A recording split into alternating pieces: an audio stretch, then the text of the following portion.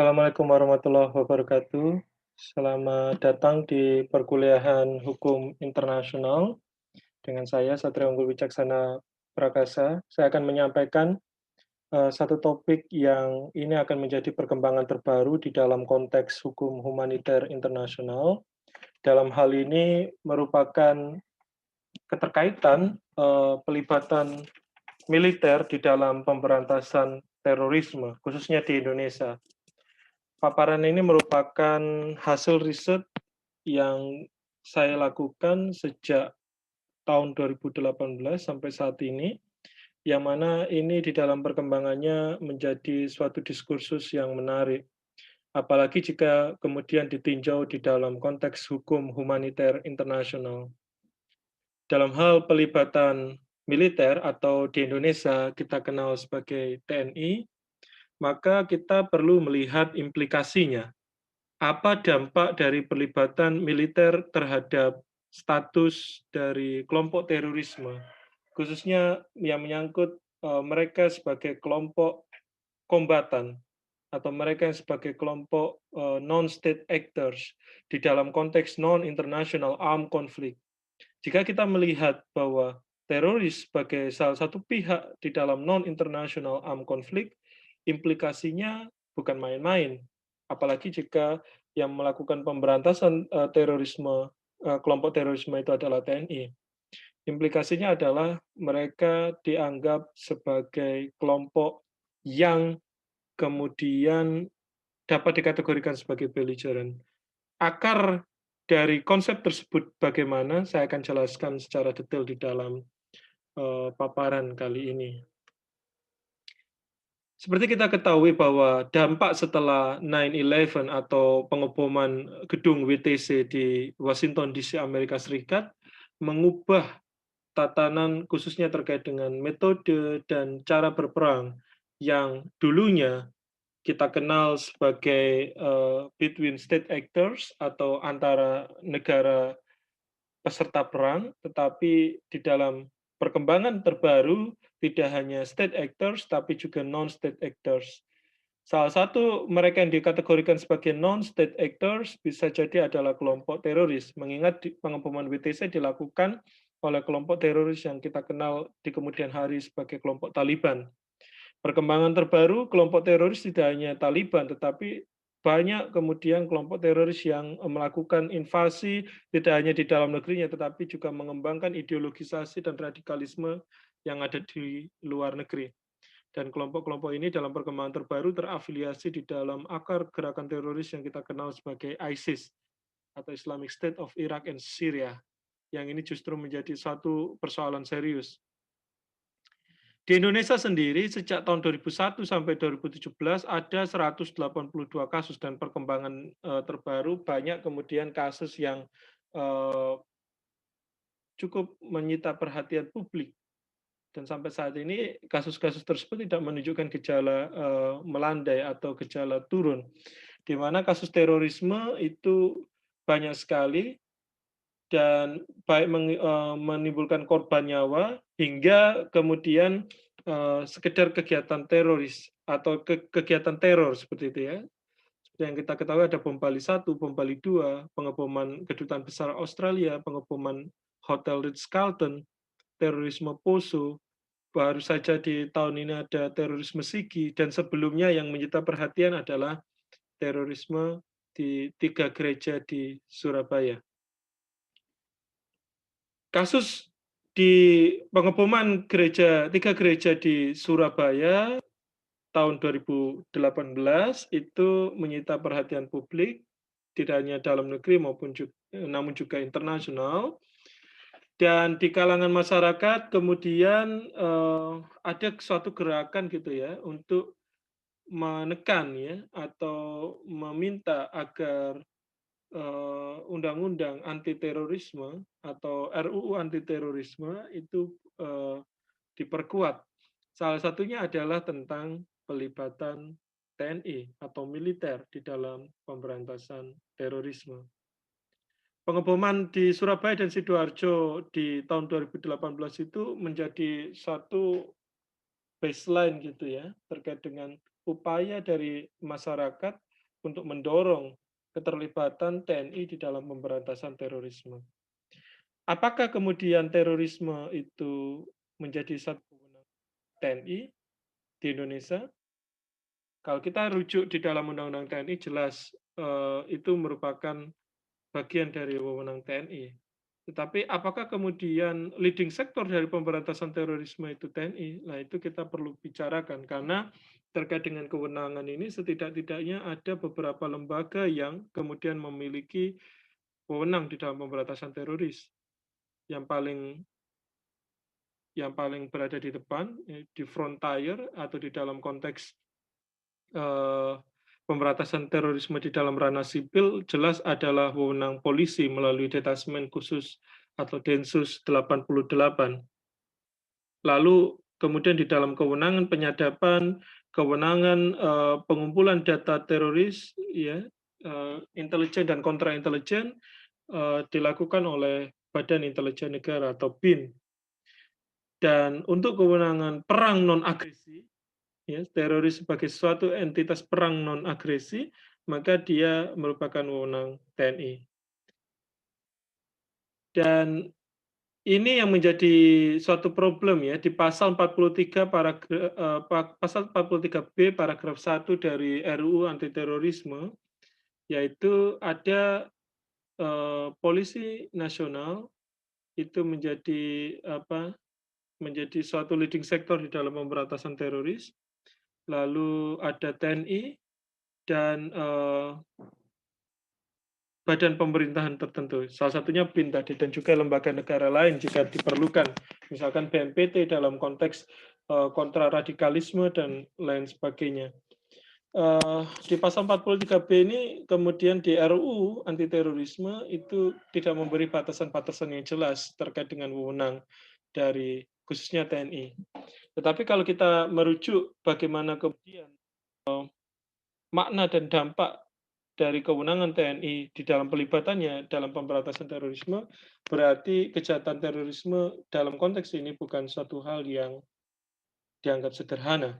Artinya dia sudah masuk kategori sebagai kejahatan terhadap keamanan negara atau crime against national security, yang itu memerlukan alutsista dan juga pelibatan TNI secara institusional di dalam pemberantasan terorisme itu sendiri.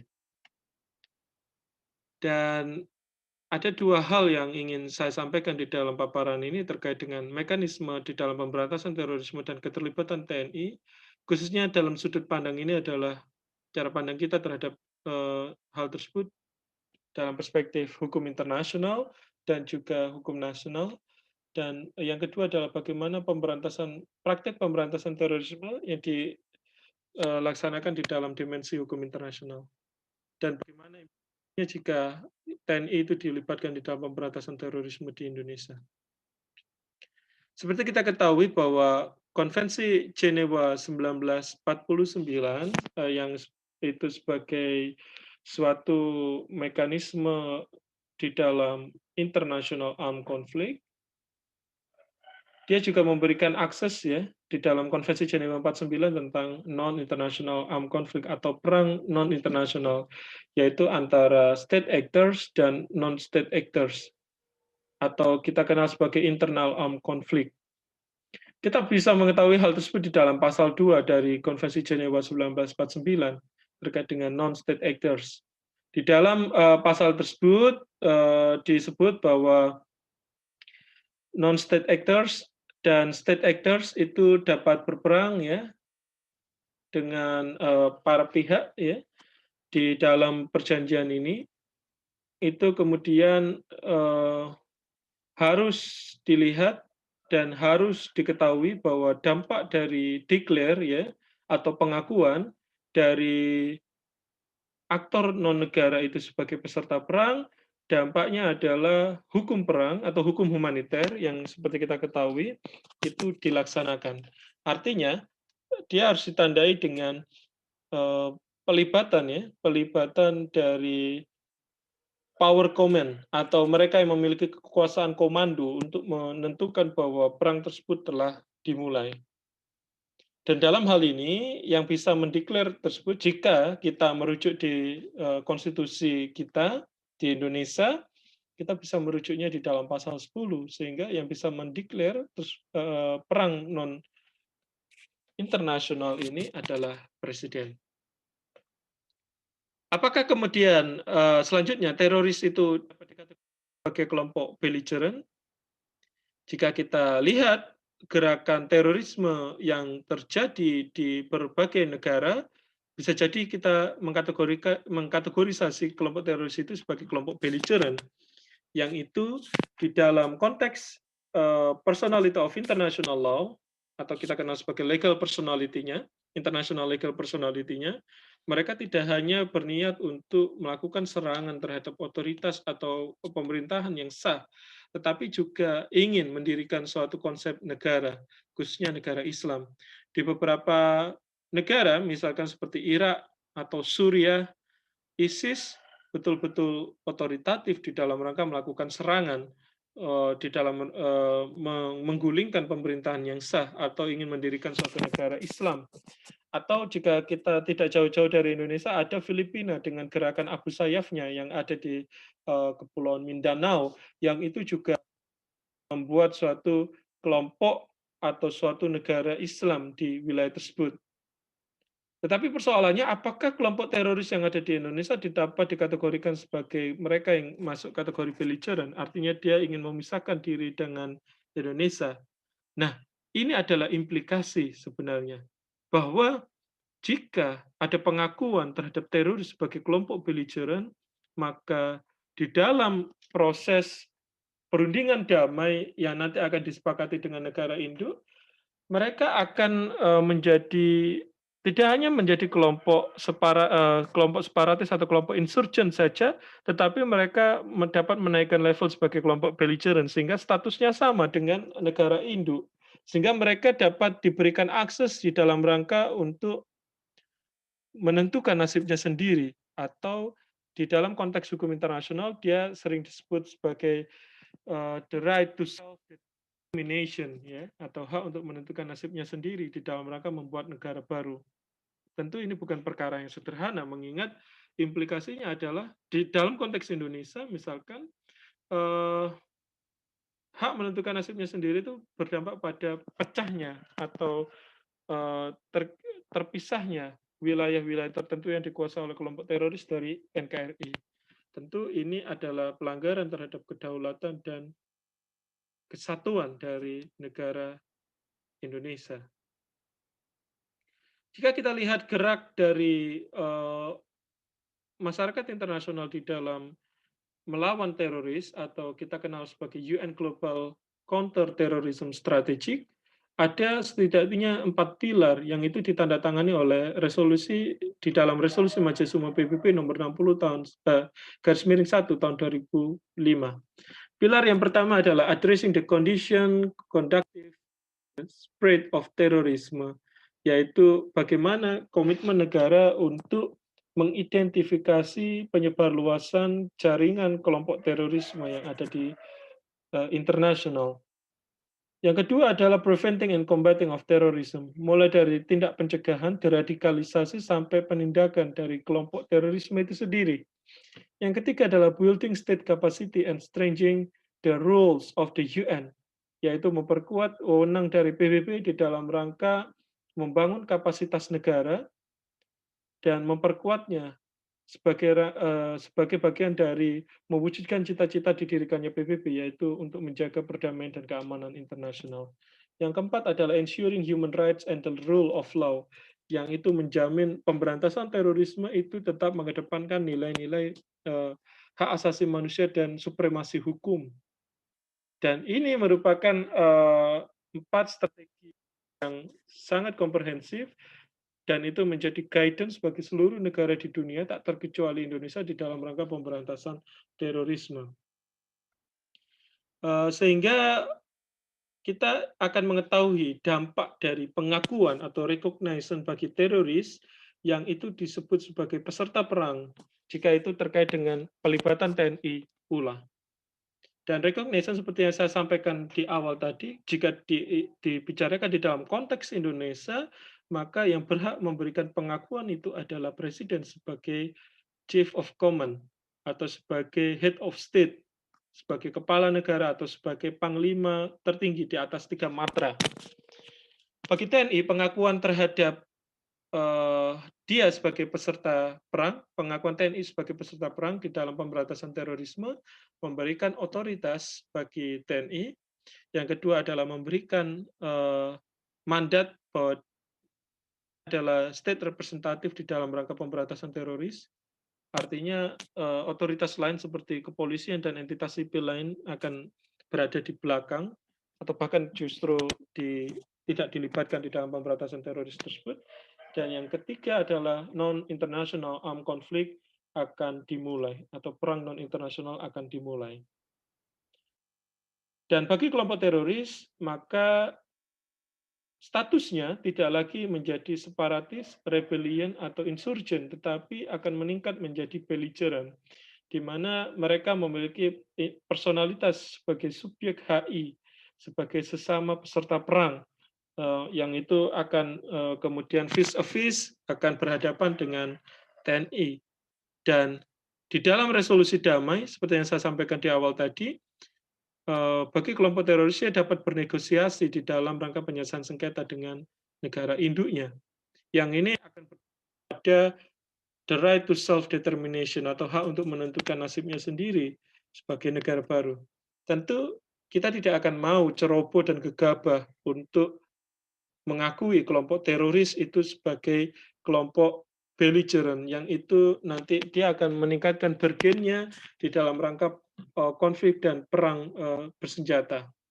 Maka dari itu perlu ada kehati-hatian bagi negara, khususnya dalam hal ini adalah presiden, di dalam rangka memberikan pengakuan terhadap kelompok teroris.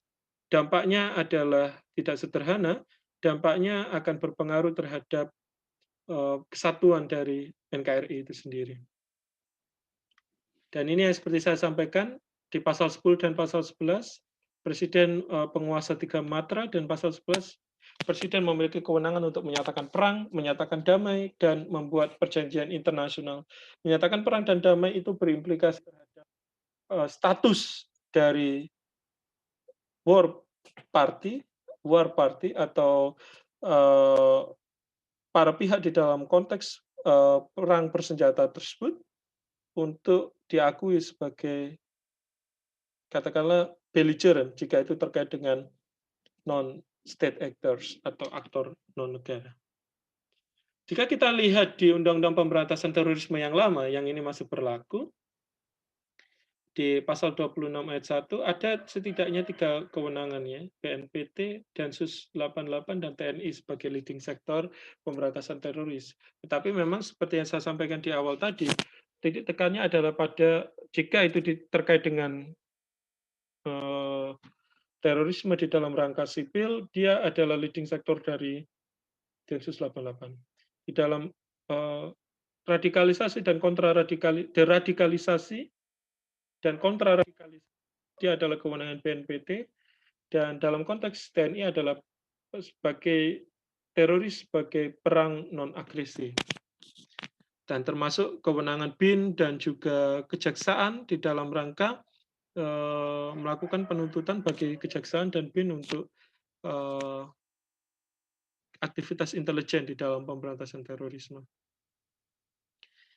Dampak dari dui fungsi ABRI ya, yang itu terjadi setelah reformasi atau setelah 1998 menyebut bahwa ada kewenangan TNI dan polisi ya, yang itu dipisahkan. Kalau TNI di dalam rangka menjaga kedaulatan dan kesatuan NKRI, bagi polisi dia adalah menindak kejahatan yang masuk kategori ranah sipil.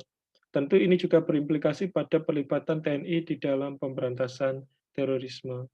Sehingga kalau kita rujuk di pasal 7 ayat 2 dari Undang-Undang 34 tahun 2004 tentang TNI, bahwa bisa memiliki kewenangan, tetapi kewenangan itu menandakan bahwa ada pengakuan yang serius terhadap aktivitas teroris itu sebagai perang non-agresi. Ini menandakan bahwa perlu kehati-hatian sekali lagi kepada pemerintah di dalam rangka mengakui dan melibatkan TNI di dalam pemberantasan terorisme. Kalau kita merujuk di dalam konteks international humanitarian law, khususnya di dalam Konvensi Jenewa 49 dan protokol tambahannya terkait dengan international armed conflict, bagaimana kemudian implikasinya terhadap pengakuan kelompok teroris dan kaitannya dengan pelibatan militer atau TNI. Sehingga jika dilibatkan, maka perang itu akan dimulai dan hukum humaniter internasional akan berlaku. Tentu kita tidak menginginkan hal-hal yang tidak yang hal-hal yang berdampak atau berimplikasi pada kesatuan NKRI itu akan dikorbankan seperti itu. Dan kenapa kemudian konsep hukum humaniter internasional itu cukup sulit dilaksanakan di Indonesia? Faktor penghambatnya adalah kesadaran yang minim dari otoritas di dalam mengimplementasikan hukum humaniter agar kita terhindar dari pelanggaran hukum humaniter dan implikasinya terhadap pelaksanaan hukum humaniter di dalam perang melawan teroris. Lalu minimnya expert di negara ini yang membahas tentang hukum humaniter internasional, dan pasti faktor selanjutnya adalah faktor birokrasi, dan yang terakhir adalah terkait dengan political will dari negara untuk melakukan reforma di bidang pertahanan dan keamanan. Bagaimana itu kemudian pemberantasan teroris dan penguatan kelompok, ya khususnya dalam hal ini kepolisian, TNI, dan juga otoritas yang lain seperti BNPT, BIN, kejaksaan di dalam rangka membuat suatu kerangka kerja yang komprehensif dengan pembagian yang sesuai dengan mekanisme hukum, serta di sisi lain dalam penegakannya memperhatikan dan menghormati hak asasi manusia, sehingga negara kita aman dari kejahatan teroris. Dan itu tadi, sehingga di dalam RUU anti terorisme kita perlu berhati-hati dan perlu memberi batasan di dalam pelibatan TNI, karena implikasinya tidak hanya di dalam konteks dalam negeri tetapi juga di dalam konteks humaniter internasional. Dan kemudian menjadi penguat bahwa TNI adalah the guardian of sovereignty, sehingga fungsi dan wewenangnya adalah untuk dilibatkan betul-betul di dalam rangka mempertahankan kedaulatan dan keamanan NKRI. Jika TNI itu betul-betul dilibatkan, implikasinya adalah persoalan ini betul-betul gawat, sehingga berbagai alutsista dan kewenangan yang dimiliki oleh TNI dapat diturunkan. Saya rasa itu, sehingga teroris sebagai kelompok rebel atau kelompok insurgen, dia statusnya tetap, ya, karena tidak ada satu kesempatan pun menurut saya untuk kemudian memberikan akses kepada teroris untuk right to self determination, karena implikasinya adalah Indonesia akan terpecah belah. Oke, terima kasih. Semoga apa yang saya sampaikan ini menjadi suatu penanda tentang pentingnya hukum humaniter internasional itu diakui dan bahkan menjadi suatu konsep yang dilaksanakan di dalam konteks pemberantasan terorisme di Indonesia. Kurang lebihnya saya mohon maaf. Akhir kata, terima kasih. Wassalamualaikum warahmatullahi wabarakatuh.